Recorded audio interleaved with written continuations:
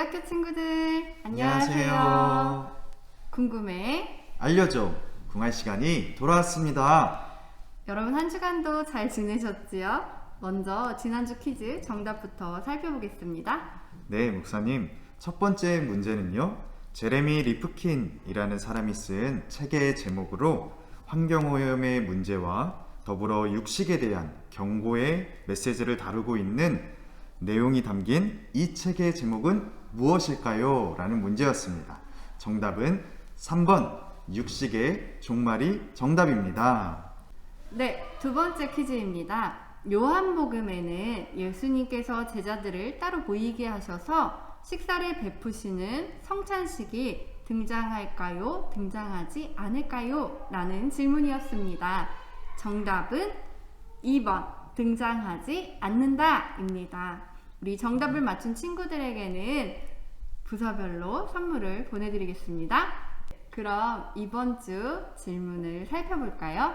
네, 목사님 이번 주에는 무려 8개의 질문이 들어왔습니다. 첫 번째 질문입니다. 뉘시기예가 뭐예요? 라는 질문입니다. 네, 지난주 설교 제목에 관한 질문이네요. 지난주 설교 제목은 뉘시기에 바람과 바다도 순종하는가? 라는 제목이었죠. 지금 우리가 보고 있는 성경에는 마가복음 4장 41절 말씀에 보면 누구이기에 라고 번역이 되어 있는데 이전의 개역 성경에는 이 말이 뉘시기에 라고 쓰여 있습니다. 그래서 이 뉘시기에는 누구이기에 라는 말의 옛날 말이라고 기억하면 되겠습니다. 그러면 두 번째 질문입니다. 전도사님, 파탄이 뭐예요?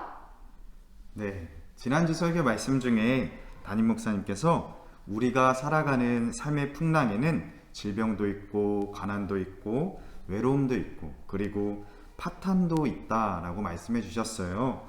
파탄이란 어떤 일이나 어떤 계획들이 원만하게 이루어지지 않은 것, 그리고 또 상점이나 회사가 이런 재정적인 문제로 갑자기 중지되고 문을 닫게 되는 것을 파탄한다라고 말합니다. 또 우리 친구들 중에는 성격 파탄자다라는 말도 많이 들어봤을 텐데요. 성격 파탄자 할 때 이 파탄은 성격이 깨어지고 이렇게 좋지 않다라는 그런 부정적인 의미로 사용된다고 합니다. 네, 그럼 세 번째 질문입니다. 목사님, 생명수가 뭐예요? 네, 풍랑의 물이 우리의 인생을 괴롭히고 또 무섭게 하는 물이라면 생명의 물, 생명수는 예수님이 주시는 물로 이 물은 예수님이 요한복음 4장에서 말씀하신 것처럼 영원히 목마르지 않는 영생의 물, 이것을 말합니다. 그럼 이 물은 어떻게 하면 얻을 수 있을까요? 바로 우리가 하나님의 말씀을 따라 살아갈 때에, 예수님 안에 거하는 삶을 살아갈 때에 얻게 될 수 있고, 이 물을 마시는 사람은 하나님과 동행하며 언제나 어떤 상황에서나 참 기쁨과 평안을 누리며 살아갈 수 있답니다. 이어서 네 번째 질문입니다. 찬양 중에 모든 것을 버리고 사랑했던 것을 버리고 주님만 섬기라는 말이 있는데 그럼 사랑하는 가족도 버려야 하나요? 라는 질문입니다. 이 찬양은 우리 지난주에 함께 찬양했던 내가 주인 삼음이라는 찬양의 가사이네요.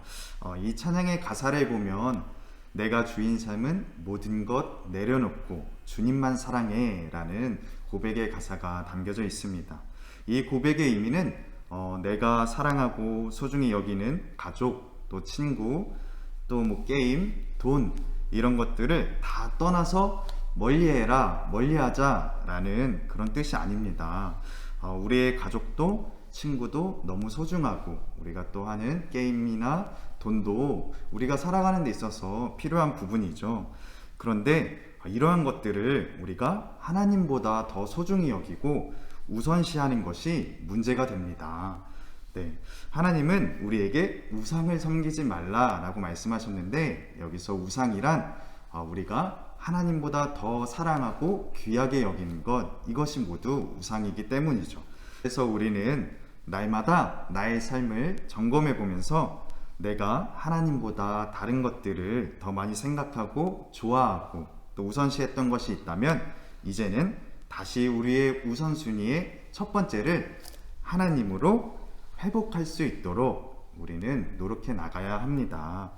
우리 교회학교 친구들은 언제나 하나님을 첫 번째로 사랑하는 하나님의 자녀들이 되기를 축복합니다. 네. 네, 이어서 다섯 번째 질문입니다. 귀신을 꾸짖으신 것은 이해가 되는데 예수님은 왜 자연을 꾸짖으신 걸까요? 라는 질문입니다. 목사님, 답변해 주세요. 네. 지난주 말씀에 보면 거센 파도가 몰아치자 예수님은 마가복음 4장 39절에서 바람을 꾸짖으시며 바다더러 잠잠하라 고요하라 말씀하셨더니 바람이 그치고 아주 잔잔하여졌다 라고 기록되어 있지요. 여기에서 꾸짖다 라는 말씀은 예수님이 화가 나셔서 감정을 표출하신 것이 아니라 예수님이 아주 강하게 말씀하셨다는 의미입니다. 예수님께서는 귀신을 쫓아내시고 또 병을 고치시고 자연을 잠잠하게 하실 때에 하나님의 능력의 말씀을 아주 권위 있고 확신 있게 선포하셨어요. 그래서 자연을 꾸짖으셨다라는 것은 예수님께서 온 우주 만물의 주인 되시고 통치자가 되시며 말씀으로 모든 것을 치유케 하시고 잠잠케 하시는 능력이 있으심을 보여주는 방법이기도 합니다. 네, 여섯 번째 질문입니다. 풍랑은 몸에 있는 건가요? 아니면 생물 또는 곤충 등등 그런 건가요? 설교 말씀에 저희한테도 이루지 못할 풍랑이 있다고 해서요. 라는 질문이네요. 네, 우리 여섯 번째 질문은 아주 재밌는 질문인데요. 풍랑이 우리 몸에 있을까요? 네, 풍랑은 바람이 강하게 불어서 일어나는 물결을 말합니다. 쉽게 표현하면 아주 높은 파도가 몰려온다라고 생각하시면 될 것 같아요. 성경에서는 이 풍랑을 우리의 삶의 고통과 문제와 시련에 비유하고 있습니다. 그래서 우리에게 풍랑이 있다라는 것은 눈에 보이는 이런 형체가 우리에게 있다라는 것이 아니고요. 우리의 삶에도 거센 파도처럼 삶의 크고 작은 문제들이 있다라는 말씀입니다. 우리 친구들도 각자마다 이렇게 겪고 있는 풍랑이 있을 텐데 예수님 안에서 잘 이겨내시기를 바랍니다. 네, 여러분 일곱 번째 질문입니다. 왜 주님은 애굽의 사람들을 위험에 처하게 만들고 풍랑 때문에 죽기 직전까지 만들었나요? 라는 질문입니다. 먼저 이 애굽 사람들에 대한 질문은 아마도 출애굽기에 나오는 이야기에서 나온 질문인 것 같아요. 이스라엘 백성이 애굽에서 나올 때 왜 하나님께서 애굽에 10가지 재앙을 내리셔서 애굽 사람들을 위험에 처하게 만들었나요? 이런 질문인 것 같죠. 사실 출애굽 당시에 하나님께서 애굽에 내리셨던 10가지 재앙은 애굽 사람들을 위험에 처하게 하시기 위한 재앙이 아니라 그 당시 애굽 사람들이 섬기던 신들에 대한 재앙, 신들에 대한 심판이셨어요. 10가지 재앙의 종류들이 각각 상징하는 애굽의 신들이 있답니다. 그래서 하나님께서는 이 10가지 재앙을 통해 애굽 사람들이 섬기던 신들은 다 가짜라는 것을 보여주시고 오직 여호와 하나님만이 참 하나님이심을 알려주신 거예요. 그리고 두 번째로 왜 주님은 풍랑 때문에 죽기 직전까지 만들었나요?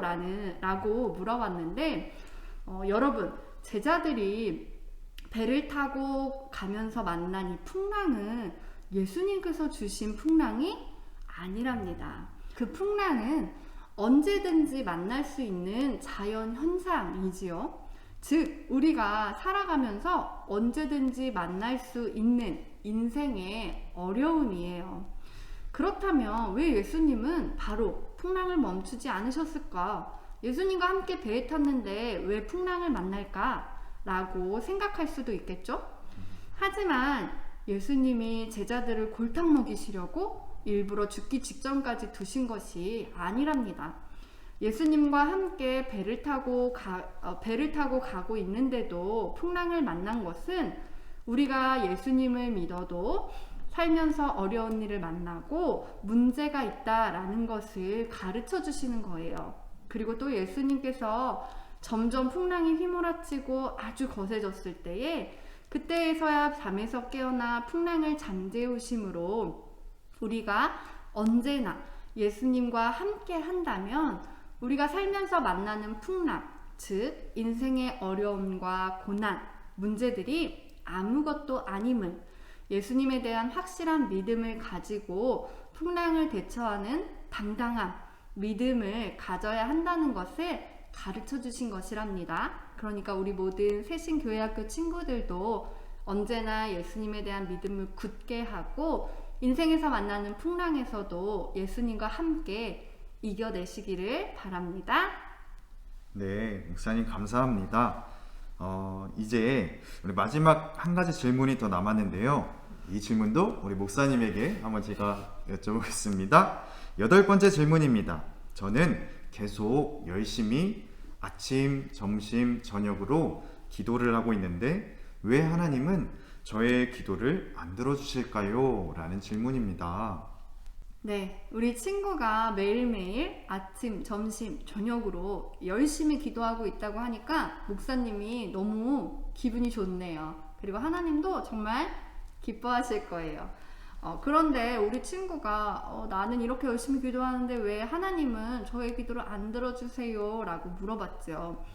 하나님께서 왜 안 들어주시나요? 라고 물어본 것은 아마도 우리 친구가 어떤 기도의 제목을 놓고 계속 기도하고 있는데 우리 친구가 원하는 대로 그것이 이루어지지 않아서 하나님께서는 나의 기도를 안 들어주시나 보다 라고 그렇게 생각을 하게 된 것 같아요.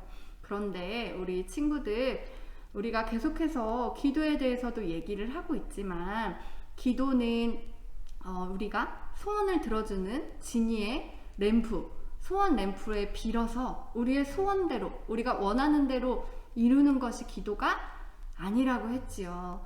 기도는 하나님과 대화하는 것이고 또 하나님의 뜻이 무엇인지를 알아보고 듣고 그리고 하나님의 뜻을 구하는 것 그리고 하나님의 뜻대로 살아갈 수 있도록 하는 그런 것이 바로 기도라고 했어요.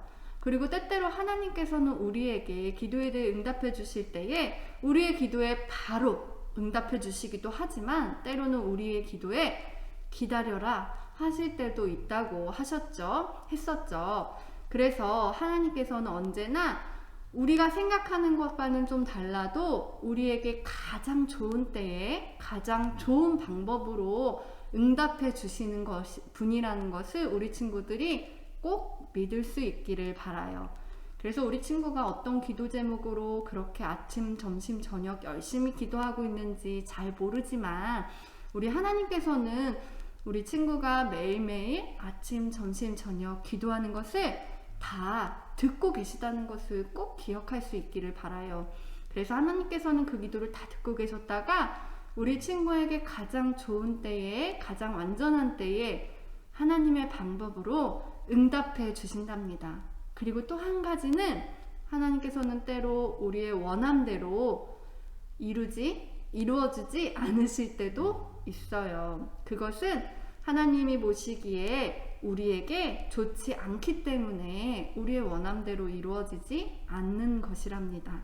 그러니까 우리 친구가 기도하는 것을 포기하지 말고 매일매일 기도하면서 하나님의 뜻은 하나님의 마음은 무엇인가요? 물어보고 그 답을 말씀을 통해서 찾아갈 수 있기를 바랍니다. 기도를 끝까지 하세요. 네, 감사합니다, 목사님. 여러분, 이번 주에도 깜짝 퀴즈가 준비되어 있습니다. 네, 그럼 첫 번째 퀴즈부터 드리겠습니다. 예수님은 제자들에게 호수 저편으로 건너가자 라고 말씀하셨는데요. 그러면 호수 저편의 그 지역은 어디일까요? 첫 번째, 가버나움 지역, 두 번째, 거라사 지역, 세 번째, 애굽 지역, 네 번째, 나사렛 지역입니다. 네, 4개 중에 하나를 성경 속에서 찾아서 보내주세요. 두 번째 퀴즈입니다. 큰 풍랑이 일어나자 제자들은 어떻게 반응하였나요? 1. 하나님께 찬양하며 기도했다. 2. 배에서 뛰어내렸다. 3. 주무시던 예수님을 깨웠다. 4. 서로를 원망했다. 우리 친구들 설교를 잘 기억하고 말씀을 다시 한번 보면서 퀴즈의 정답을 보내주세요. 부서별로 선물이 있습니다. 지금까지 소성미 목사, 한승우 전도사였습니다. 다음 주에도 붕알은 계속됩니다.